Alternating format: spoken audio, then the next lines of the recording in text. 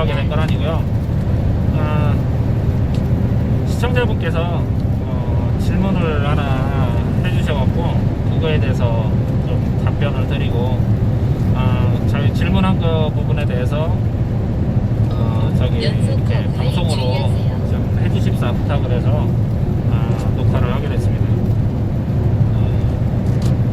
명절을 앞두고 있어서 제가 오늘 어제하고 오늘은 고정일이 없어서 어제 오늘 지금 콜발이 콜뜨기를 하고 있어요. 콜 잡고 뭐 이렇게 많이 넉넉한 건 아닌데 그래도 이렇게 일을 할 정도의 일량이 나오고 그래서 제가 일을 하고 있는데 그 와중에 이렇게 시간 좀 내서 녹화를 하게 됐습니다. 질문하신 게요, 자금 사정이 좋지 않아서 캐피탈을 통해서 전액 할부로 차량을 구입하는데 이렇게 차량을 전액 할부로 구입할 때 뭐 함정이라든지 잘못된 요소라든지 이런 거 놓칠 수 있는 부분이 있는지 하고 여쭤보셨고요. 한 가지는 더, 처음 이 화물 일을 하려고 그러는데 기사를 먼저 타고 일을 해야 될지 아니면 그냥 바로 내 차를 사서 구입을 해서 일을 하셔야 될지 그 부분에 대해서 두 가지를 질문을 주셨어요. 우선 처음 질문하신 거, 자금 사정이 좋지 않아서 전액 할부로 했다. 사실 그래요. 뭐 차량을 할부를 할 때 일부만 한다 그러면 할부 이자라든지 금리라든지 그 원금이 이제 낼 할부를 해야 될 금액이 작아지니까 아무래도 그쪽 그 캐피탈사나 이런 데에서도 그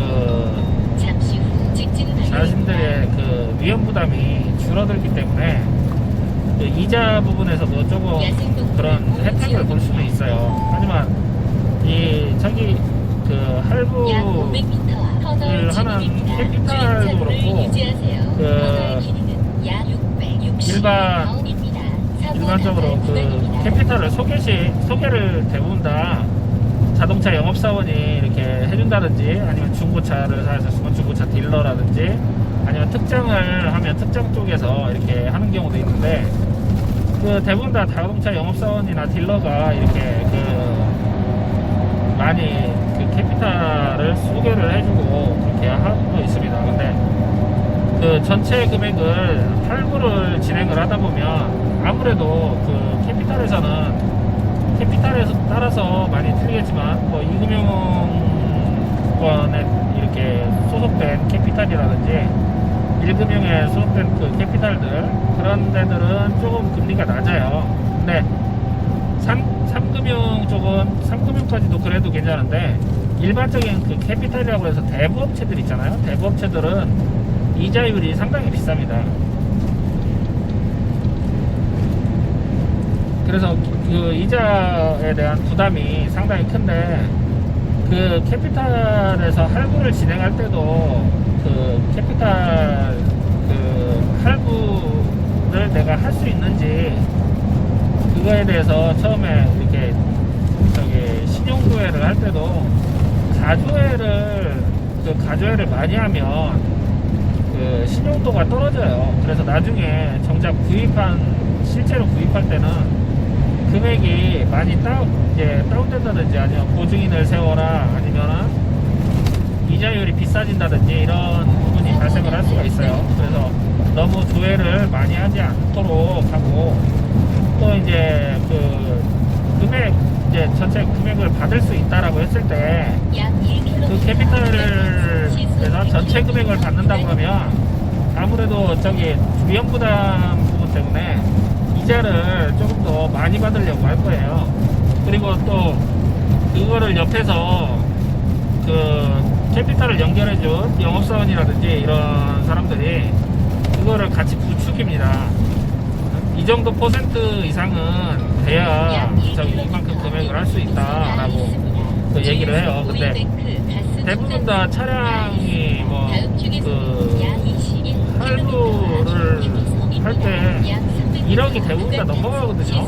사고차를 하시는 경우에야 뭐 그렇게 넘어가지는 않는데, 윙카를 하게 되면 대부분 다 5톤 측차에다가 윙을 붙이고 뭐 하면 1억 1천만 원 정도는 기본적으로 넘어가요. 1억이 넘어가다 보니까 보통 4.5%에서 이렇게 형성이 되고, 그 이상도 이렇게 나오고, 뭐 한참 뭐 많이 내는 사람들은 뭐 10%대 뭐 그렇게 해서 이자를 내고 계시는 걸로 알고 있습니다. 근데 그 기준 내가 여기 이 정도 신용도가 좋아서 이 정도까지는 신용으로 해서 낮은 이자율로 해서 받을 수도 있는데, 그거를 전체 금액이 많다는 이유로 그 캐피탈에서 이자를 이만큼까지는 해야 됩니다, 아니면 못하면 진행을 못합니다라고 얘기를 하는 경우도 있어요. 그런 경우가 대부분이 그 영업사원이 옆에서 그래요. 이 정도로 다른 분들도 다 이 정도로 합니다, 뭐 이렇게 해서 얘기를 해요. 근데 영업사원이 왜 그런 옆에서 그렇게 얘기를 하냐면, 영업사원은 자기가 이렇게 캐피탈을 연결해주고 캐피탈에서 일정 금액 이상이 되면 그 말하자면 영업 수당을 받아요. 수당을 받을 수가 있어요. 수수료를 받을 수가 있기 때문에 그거를 많이 받기 위해서는 이자를 비싼 거를 유도를 해야 돼요. 이자 비싸게 받아야, 비싼 거를 계약을 해야 자신도 거기에 대한 수수료를 먹기 때문에 그런 유도를 많이 하고, 그러니까 그런 거에 대해서 조금 확인을 해볼 필요는 있어요. 내가 은행권이라든지 그 금융기관을 통해서 내가 이렇게 해서 차를 구입하는데, 이렇게 해서 내 신용도가 지금 이 정도 %인데 어떻게 받을 수 있겠냐, 신용조회를 따로 하지 않아도 그러면 이 정도까지는 가능할 겁니다 라고 얘기하는 그 금융기관들이 있을 거예요. 그리고 또 캐피탈, 내가 카드를 많이 사용하고 있으면 그 카드사에 전화를 하셔서, 거기도 캐피탈이에요. 다 차량 할부를 다 취급을 하고 합니다. 그러면 그쪽을 통해서 이렇게 확인을 해보셔도 가능해요. 그러니까 이런 곳이나 저런 곳, 이렇게 한두 군데 정도는 확인을 할 필요가 있다는 얘기예요. 다 조회를 안 한다래도. 조회를 많이 하면 아까 말씀드린 것처럼 그 신용도가 떨어지기 때문에, 이 사람이 대출을 받기 위해서 좀 조회를 한다, 그래서 조회를 여러 군데 하게 되면 신용도가 그만큼 떨어져요. 그러니까 이자가 많이 비싸질 수 있으니까 너무 많은 신용 조회를 하지는 않는 것이 좋습니다. 그래서 지금 뭐 이렇게 차량 구입할 때 그 전액 할부를 할 때 지금 주의해야 될 사항을 제가 말씀을 드렸고요. 그 대부분의 어떤 다른 거를 끼고 있지 않으면은 그 차량만 단순하게 구입하는 그런 상황에 캐피탈을 저기를 하신다 그러면 요런 부분만 잘 살펴보시고 그 차량을 구입하면 되고요.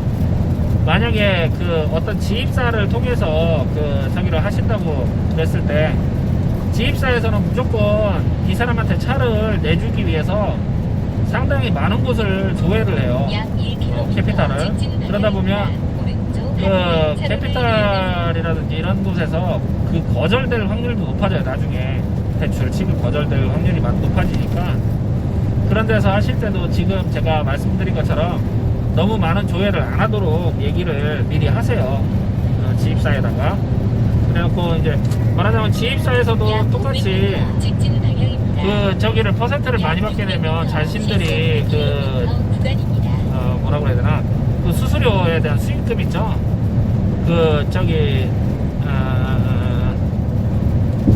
수수료에 대한 이자 부분이 많이 이제 비싸지면 자신들이 받는 수수료가 많아지기 때문에 되도록이면 요만큼의 어떤 기준치 이상의 이자를 내게끔 해요. 그리고 되도록이면 많은 금액을 받게끔 만들고. 그러다 보니까 그렇게 만약에 내가 저기에서 어느 정도의 여유 자금이 있으시든 없으시든 내가 타이트하게 모든 자금을 타이트하게 계산을 하셔서 캐피탈 대출을 받는 게 제일 좋고요. 그리고 조회를 많이 안 하는 것도 좋고, 되도록이면 어느 정도의 운영자금은 본인이 들고 시작하시는 게 좋을 거라고 생각합니다. 이것도 사업이에요.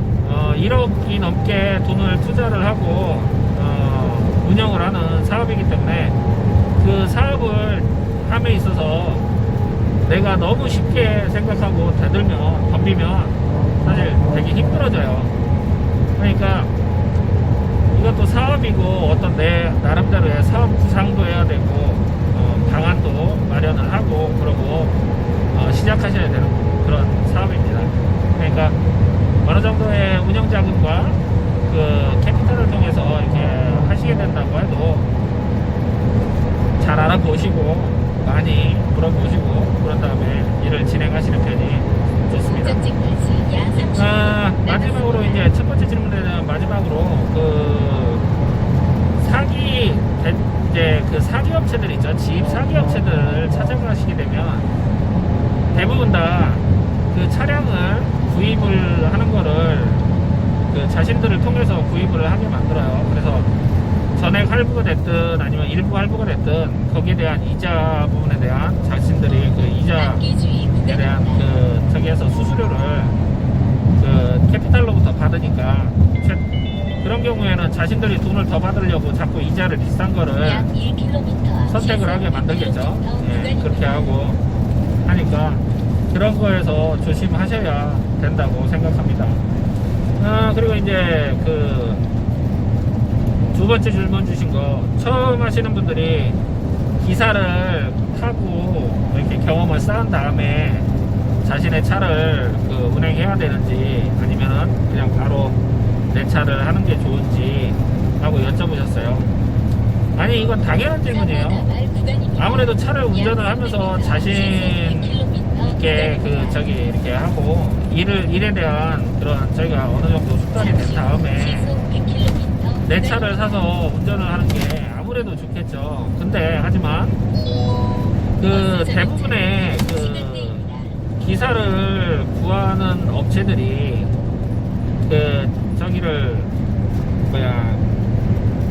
기사를 구하는 업체나 아니면은 기사를 태우려고 하는 그 차주들이 경력이 없는 사람을 잘 채용을 안 하려고 그래요. 왜 그러냐면 이 화물차가 고가품이잖아요. 고가예요. 뭐 1억이 넘는 차들인데 누가 그거를 뭐 중고차가 됐더라도 몇천만 원씩 하는데 그 차를 누가 경력도 없는 그런 초짜한테 시키려고 하겠어요. 그런 차들도 이제 당연히 그 사고라든지 이런 안전사고도 그렇지만 사고 나는 것에 대한 저희가 아무래도 경력이 있는 사람하고 없는 사람하고 차이가 많겠죠. 예, 그래서 사고에 대한 우려 때문에 경력자를 뽑지 비경력자, 그러니까 경력이 없으신 분들한테 기사를 태우려고 하는 데는 거의 없어요. 그러다 보니까 아마 이렇게 내가 경력을 좀 쌓고 이거로 이렇게 남의 차를 운전을 해보고 싶어도 실제로 면접을 보러 가면 대부분 다 저희는 비경력자는 뽑지 않습니다 라고 이렇게 말씀하시는 경우가 상당히 많을 거예요. 그래서 뭐 사실 경력이 없으신 분들이 저기를 이렇게 기사를 타본다는 거는 사실 힘들고, 다만 이제 내가 아시는 차주분이 계시면 선탑을 조금 해보시고 하시는 방법이 최선이라고 생각합니다. 선탑을 할 기회가 생겨서 뭐 이렇게 선탑을 하게 되면 그분 차량으로 이렇게 콜 잡는 거라든지 차에서 같이 콜 잡는 거라든지 아니면은 짐을 실는 방법, 상하차 하는 방법부터 해서 또 뭐 카고차 같으면 뭐 갑바를 씌우는 거라든지 아니면 깎아리 채우는 거라든지, 제가 뭐 이거 지금 뭐 전문 용어를 사용을 안 하고 그냥 우리가 통용되는 용어들을 사용하고 있는데 이렇게 깎아리라든지 갑바를 씌우고 하는 거, 또 그리고 차 뭐 윙카 같은 경우에는 윙을 열고 닫는 거, 채우 결속하는 방법, 뭐 이런 거 이트랙 이용하는 방법이라든지 이런 거를 다 배울 수가 있어요, 어느 정도. 네, 그러니까 그렇게 해서 그런 거라도 배우고 그런 다음에 내가 내 차를 가지고 이렇게 일을 해보시는 편이 좋지 않을까 싶습니다. 기사를 타면 그만큼 좋긴 하겠죠. 내가 웬만큼의 일을 다 해볼 수도 있고, 기사를 태우는 대부분의 차량들이 지입차이기 때문에 일에 대한 그 어떤 뭐 다른 뭐 여러 가지 일은 아니더라도 그 일을 지금 그 지입으로 해서 하는 그 일에 대한 것들은 것만큼은 그래도 좀 어느 정도 이렇게 할 수가 있기 때문에 그 습득을 하고 운전할 때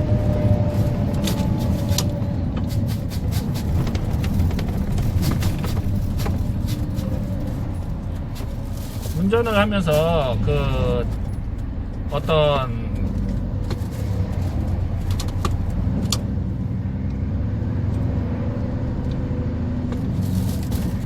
그 내가 이럴 때는 어떻게 하고 이럴 때는 이렇게 하고 저럴 때는 저렇게 하고 그런 어떤 저기들 요령이라든지 그런 방법들 그리고 운전할 때도 운전하는 어떤 요령이라든지 이런 것도 많이 익히고 습득을 할 수 있기 때문에 기사를 타면 상당히 좋겠지만 기사를 경험이 없는 분들한테 그 태우지는 않는다는 거 그런 거 상기하시고요.